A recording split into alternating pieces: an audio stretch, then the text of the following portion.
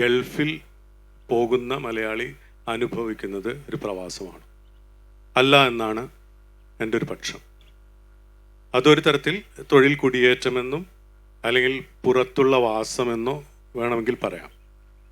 അത് മലയാളി ജീവിതം ഒരു സമാന്തരമായിട്ടുള്ള, കേരളത്തിന് സമാന്തരമായ ഒരു ജീവിതം വേറെ ഒരു സ്ഥലത്ത് നടത്തുന്നതായിട്ടാണ് എനിക്ക് തോന്നിയിട്ടുള്ളത്.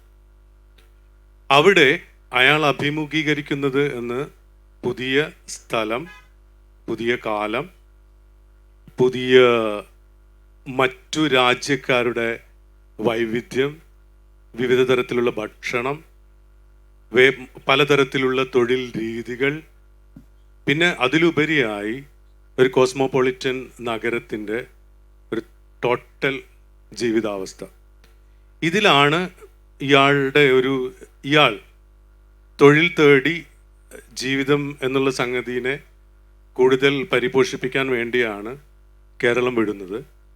അതിൽ പ്രതിസന്ധി അനുഭവിക്കുന്നതോ അല്ലെങ്കിൽ അതിൻ്റെ കോൺഫ്ലിക്ട്സ് അനുഭവിക്കുന്നതോ സംഘർഷം അനുഭവിക്കുന്നതോ എന്ന് എഴുത്ത് അല്ലെങ്കിൽ സർഗാത്മകമായി ഒരു സമാന്തര ജീവിതം നയിക്കുന്നവർക്ക് മാത്രമേ ഉള്ളൂ. അല്ലാത്തവർക്ക് ഈ കോൺഫ്ലിക്ട്സ് ഇല്ല.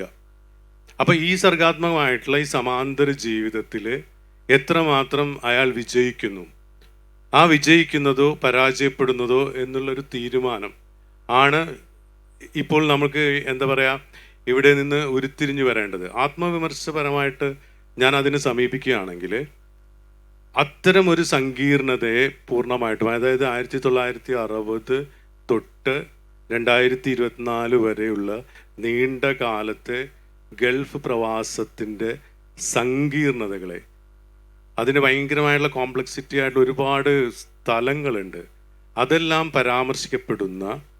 പരാമർശിക്കപ്പെടുന്ന ഫിക്ഷനോ അല്ലെങ്കിൽ കവിതയോ, കവിത വളരെ മാർജിനലൈസ്ഡ് ചെയ്യപ്പെട്ട ഒരു കലാവിഭാഗമാണ്, പക്ഷെ ഫിക്ഷനിലോ രേഖപ്പെടുത്തിയിട്ടുണ്ടോ എന്നുള്ളതാണ്.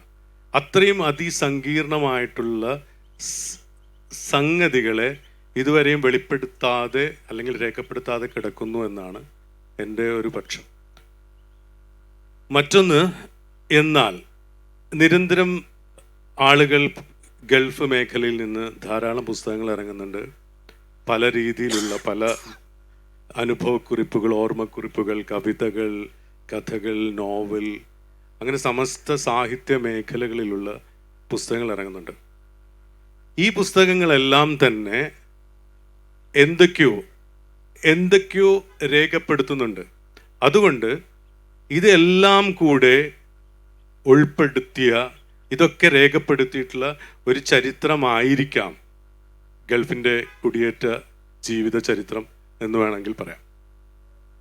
എന്തൊക്കെ തന്നെയാണെങ്കിലും ഒരു ശക്തമായ എഴുത്ത് പ്രവാസ ഭൂമിയിൽ നിന്ന് വന്നിട്ടില്ല എന്ന് വാദിക്കുമ്പോൾ തന്നെ എന്തൊക്കെയോ ചില ചലനങ്ങൾ, ചില ഏറുകൾ മുഖ്യധാര മലയാള സാഹിത്യത്തിലേക്ക് ഗൾഫിൽ നിന്ന് എഴുതുന്ന ആളുകൾക്ക് സാധിച്ചിട്ടുണ്ട് എന്നാണ് ഞാൻ പറയാൻ ആഗ്രഹിക്കുന്നത്.